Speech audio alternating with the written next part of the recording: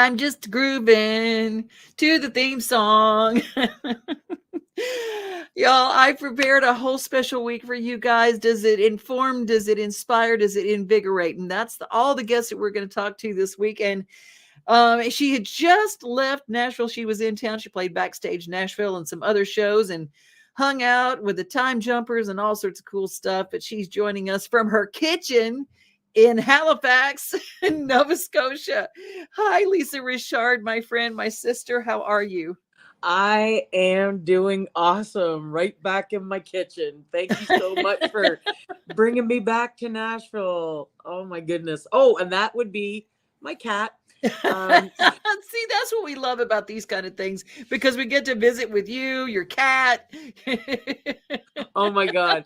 I'm like trying to keep him, as soon as you start talking, they want to get in on the conversation, right? Yeah, they want to be like all up in it. Yeah, all up in it. You and I met years ago when I was at WSM, and your story was so captivating. It's so inspiring. There's so many elements to it. I want to go back a ways, and I want to talk about the Canada Games. People who end up at the Olympics or the Canada Games or some big competition as an athlete train their whole lives for that. Well, that wasn't the case for you. You weren't intentionally trying to be part of the Canada Games, were you?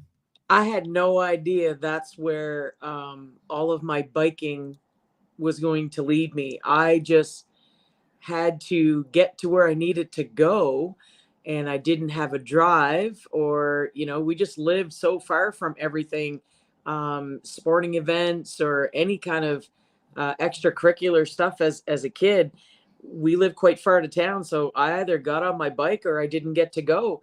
Because your So parents were busy. They were both working. I mean, a lobster fisherman dad, and they were always working. there wasn't a lot of time, especially in the summer. I mean, that's fishing season, so there's not a lot of time to cart kids around to go to air cadets or anything like that. So I was in all kinds of stuff, every kind of sport you could imagine. I was in choirs. I did as much as I could just to stay close to my friends and have fun. And that led me to be on a bike a lot since I was probably 10 years old. I mean, by the time I was 12, I was biking over 20 kilometers in a day, which is quite a bit for a 12-year-old. And then it just It's kept a going from bit there. for a lot of people. It's a lot. Yeah, it was. And as I started to understand, I mean, the bike that I had wasn't anything special. It was just something, secondhand that we got from a family friend. And I just had sneakers. I had no helmet in the day. I mean, back then we didn't wear helmets. I just had, plain old set of sneakers, and I would bike forever on that thing. So once I start to go longer and longer distances, and word got around, so to speak. And then I ended up being asked to come and train and try out for the team for the Canada Games. I didn't initially make the team, and that's part of the story you might not have known. I went because I didn't have the equipment everybody else had. Like, Okay, the picture. I want to paint the picture now. Okay, everybody that was there auditioning or training or trying to get in, they all had like fancy outfits. They had the right shoes. They had bikes. I like racing bikes, right? I remember this so vividly. I was so excited to see everybody else's stuff because they had these, back in the day, like $2,000-$3,000 bikes with custom paint jobs and custom wheels. And I was so excited to see this stuff. I've never seen that before. And they would have outfits to match their bikes. And I mean, we were, 16, 17 years old. I didn't have any of that. I still had an old CCM bike from Canadian Tire and my sneakers on. Like, I didn't have what they had. And what did you wear? What were you wearing? I bor so I borrowed a pair of spandex shorts from a friend because I didn't have any spandex shorts, and I figured, okay, if I'm gonna go to a cycling tryout, I think they wear spandex, so I'm gonna borrow something that I know might fit in. So I borrowed some spandex, and my God, I'm sure my friend from high school, if she's watching this, she'll be just dying laughing because I actually fell and I ripped her spandex pants. But anyway, so I borrowed stuff, and I borrowed a helmet, but it wasn't a cycling helmet. It was a speed skating helmet. So, I mean, I just looked like a National Lampoon, person coming to try out for this thing. And, I didn't do terrible at the tryout, but I could not keep up with the other ladies, the other girls that were there that had the proper equipment. I mean, I just couldn't. So I was very fortunate that one of the girls came up to me after the weekend and she said, I'm going to buy a new bike. I'm getting a new bike. If you're interested in buying my bike, I can sell it to you, for a really good price. And so I was like, oh, that'd be awesome. So I got a very expensive bike for very little money. And then eventually, yes, I got better because I had better equipment.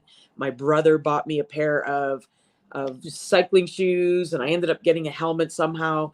Anyway, eventually I made the team, but I didn't at the beginning. I don't even know if they were going to ask me back because I remember the poor coach.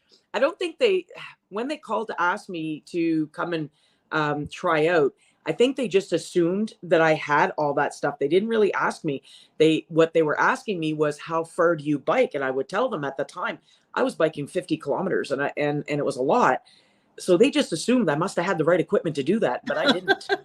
Your equipment was what God gave you. It was my legs and I was on a bike. My legs and the determination to be with my friends and have fun and hang out. And I could get somewhere on my bike. So I didn't have a car. I couldn't have a driver's license yet. It was too young. So I just got on my bike. So they didn't ask the right questions. They asked me how much I was biking. So I told them, so they invited me. But when I showed up, I was not what they expected. You know what? You have been knocking down doors and being not what people expect for a long time. That's what our story is about. A lot of people know you from you were the former singer of our theme song before we had one custom done, but I'm going to play a little bit of that as we go to break. Oh. Stick around. Okay. Hold on, everybody.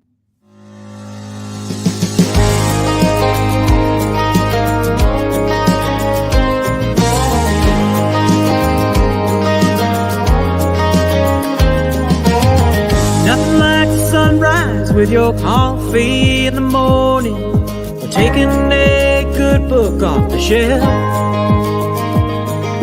Another thing I love the most than being on my own is together with everybody else.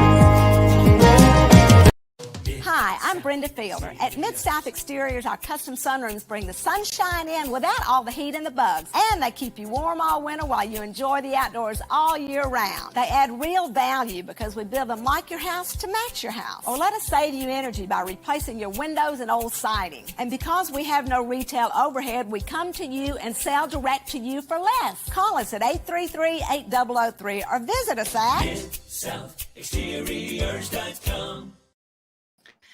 We're here with Lisa Richard from Halifax, Nova Scotia, and part of our, you're just part of our family here at Main Street today with Together, Awesome. It's just wonderful to have you here. And I love how inspiring your story is. I got to go to the next part. And the next part's really tough. And anybody who's experienced trauma of an accident, an automobile accident, whether you were in the accident, whether someone you were riding with was in the accident, or whether your child was in an accident. It is a trauma that kind of spans the gamut right there.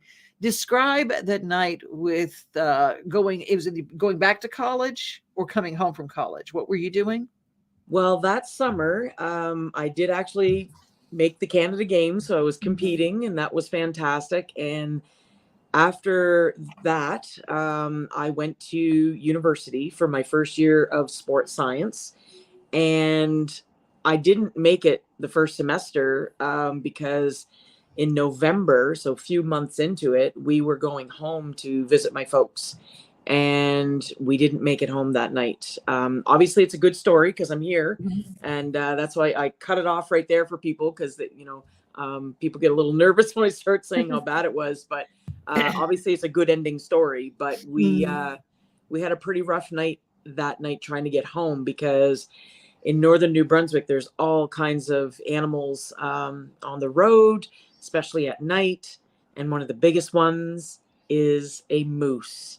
So you can imagine seeing something that could be 7 feet high, and they are pretty much dark black. You can't see them at night, and they're crossing the road. So if there's a car coming towards you, you really can't see them. It's dangerous. It really is.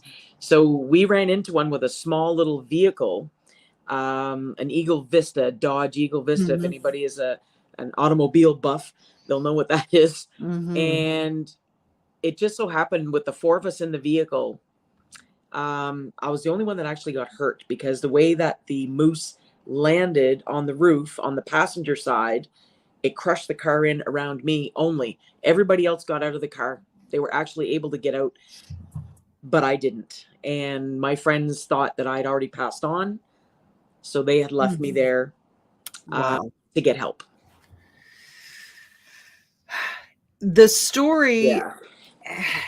and I've got to ask, what kept you going while you were there in a car? Because you were probably in and out.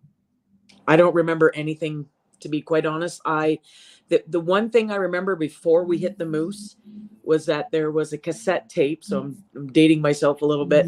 There was a cassette tape in the middle of the console, and it fell and hit the floor.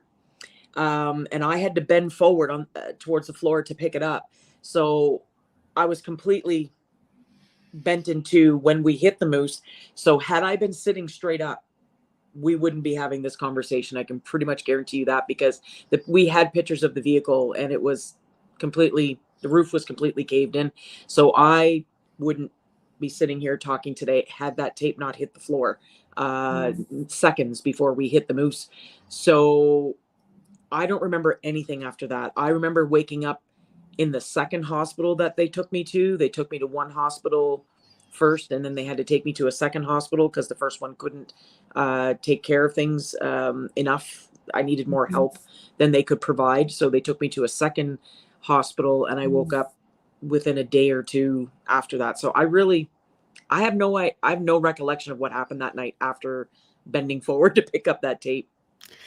There was someone who was very instrumental in saving your life, in helping you, in getting help there or whatever. And let's talk a little bit about this angel that appeared to you. His story is just as incredible because, and he's such a humble person. He doesn't understand what we're talking about or what the big deal is about. That's just who he is. I was told at the time that there was paramedics and police officers that eventually showed up, which was true. They did show up on the scene eventually, but it was about an hour. There was almost an hour in difference of when the accident happened to when help actually arrived. And I never knew that part of the story until I wrote the song Uniforms in Nashville with my friends Rick Tiger and Jeff Lennox. And what had happened, that song got a lot of radio play, a lot of interest here in Canada. And we, thanks to you, started looking for the paramedics and the police officers that were there that night. Could not find them, but we did find the person that was there eventually, months and months later after the song came out. And he was a student just like us. Wow. And, right. So he was coming home from university as well, but he was a few years older than us. So he ran to the vehicle and wanted to make sure that, well, my friends had said to him, well, she's already, she died. Like she's not responsive. So he ran to the vehicle anyway, just to check to see. Now, most people wouldn't, I would, yeah. I don't, and I should, maybe I should. And you're a doctor. I think if somebody told me that, they're past, like they've passed and they're crushed in the car, I don't think a lot of people would go. Maybe some people would. This person did. And, he was just a student, but what changed his life, was staying with me for an hour until help came. He then decided to change his whole direction and career. He became a paramedic after that, but then he went on to become a police officer. He went on to become an RCMP officer. So Constable Lloyd Herkel is still an RCMP officer today. We have finally met in person after all of this ordeal, and he comes to my shows now. I've met his mom. So It's amazing. I know. What was it like when you got to meet him? When you finally got to meet him, what was that like? How did that happen, by the way? Well, we had multiple interviews on radio up here and TV. People trying to help find the person that saved my life that night, because again, we thought we were looking for a paramedic or an RCMP officer, which we could have found people that were there on the scene that night, but we never did. We never did connect with anybody else that was there that was a licensed professional at the time. So this was on TV and radio for a few months, but nothing came forward until I was doing a show at the casino in New Brunswick, and I was on a break, and someone came up to me, this lady come up to me, and she said, "You know what? I know who you're looking for. I saw your story on the news. I know who you're looking for. I was there that night." I couldn't believe it. And she continued to tell me the story. I mean, she wasn't involved. She just observed, but she told me who I was looking for. And then we found him pretty quickly after that. And when we first met, I mean, it was complete silence. I mean, we just looked at each other. Yeah.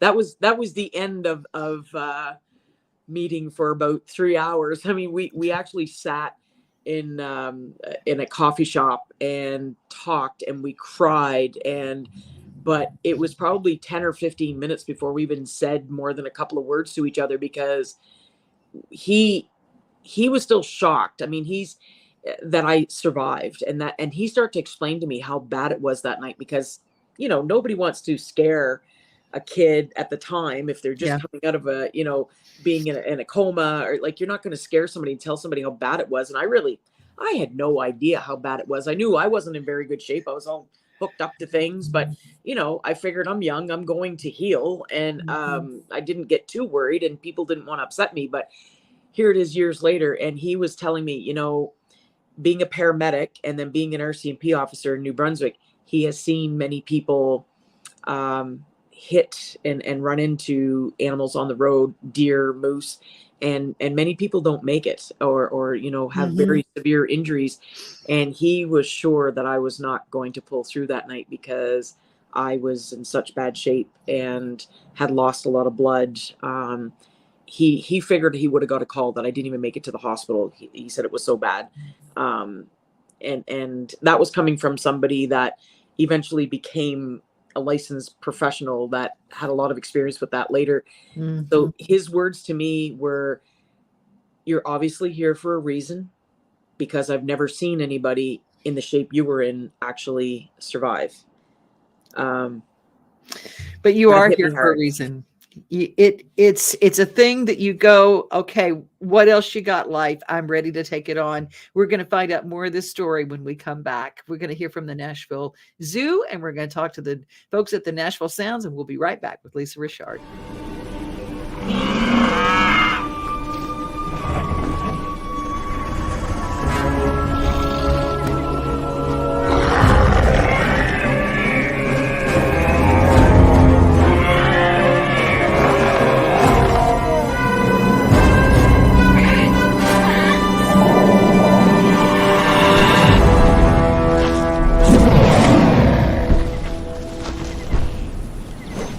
You can't see the sights without the sounds. From the crack of the bat to the roar of the crowd and everything in between, discover what Hit City has to offer.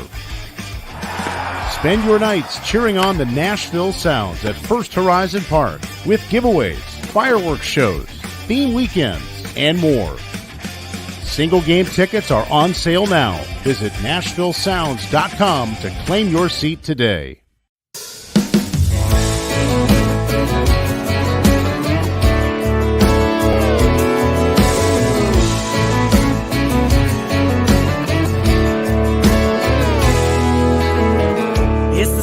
Of a newborn child, it's the ladybug that stopped on by, it's the kids that made it home that night, it's the stars that keep shining so bright, make it all worthwhile. Baby, I've got news you can use, jump around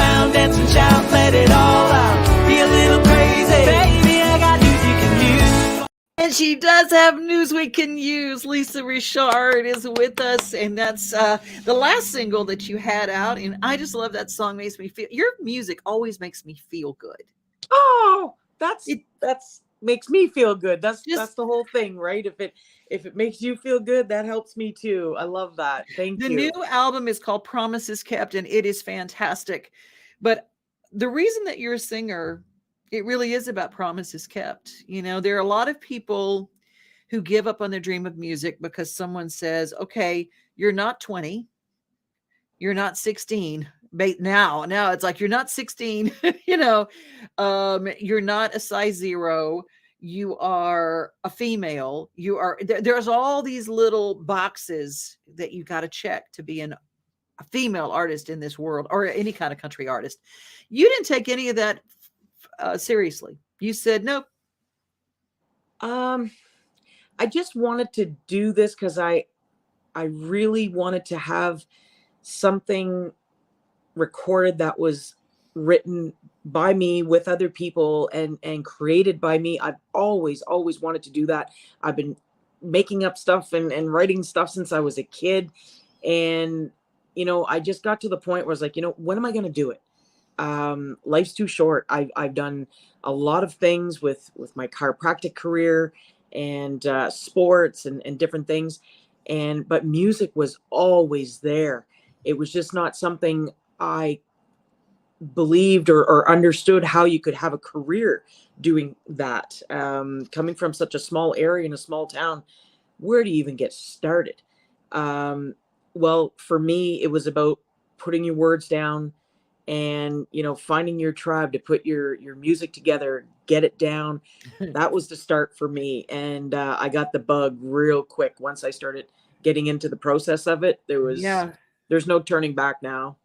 I'll say you got your tribe, and then you ended up with nominated for Record of the Year at the Eastern Canada Music Nova Scotia, yeah. Music Nova Scotia.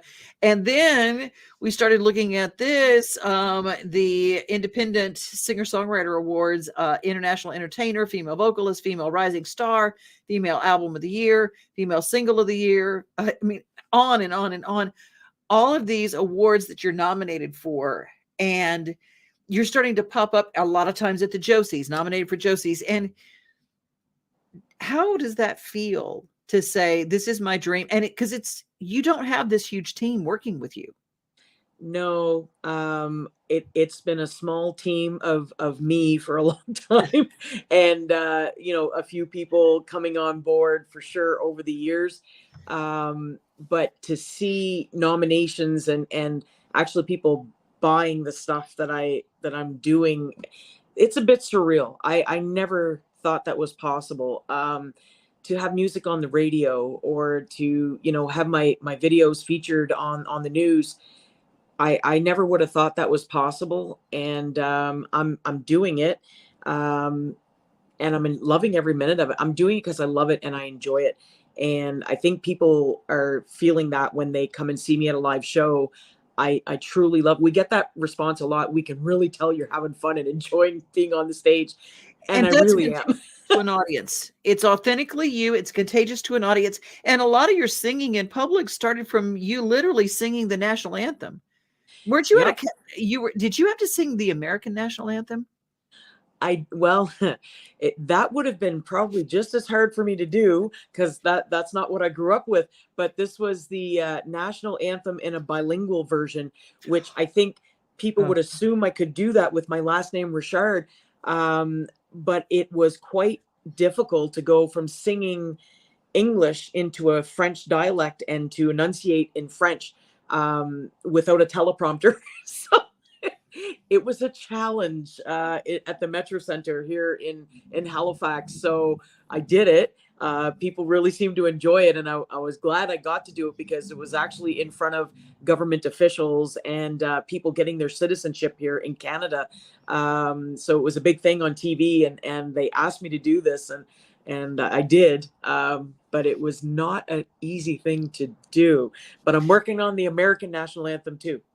God, I'm telling you, you are fearless. You show up in Nashville, you buy a ticket to go see the Time Jumpers, and you tell them that you're a singer, and you end up on stage sitting next to none other than Vince. Oh, darling, is it tough at the border?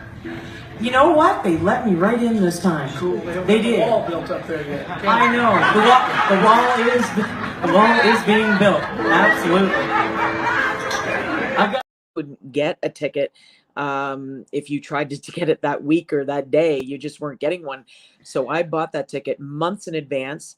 And after I had wrote the song Uniforms with Rick and Jeff that afternoon, I wanted to go. Obviously, I was going to go to that show, and they were kind enough to put me up in the guest section, and that was a thrill. I mean, wow! I get to sit with other people that are guests of the band, and I thought that was wonderful.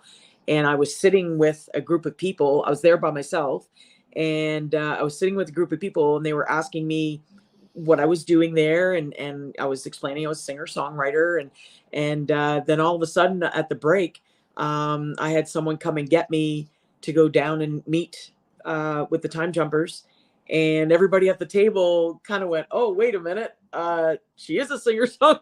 She's getting to go meet with them." So And you it was sang. really, What song did you sing? yeah. So I went backstage. They asked me what I wanted to sing, and I said, "You know what? I'm in Nashville. I got to sing something by Dolly Parton. I just have to. Can we do Jolene?"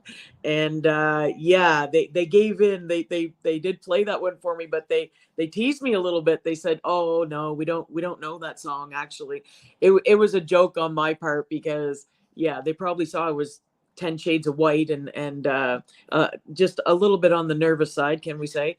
And But you know, did they it. let me. I know they were great because they let me sweat it out for about 10 seconds. Like, "Oh yeah, we know that song. Come on up." Well, I'm going to Yeah. play just a second of your brand new single. It just came out last week. And again, this record is dedicated to the late Rick Tiger, songwriter, dear friend of yours.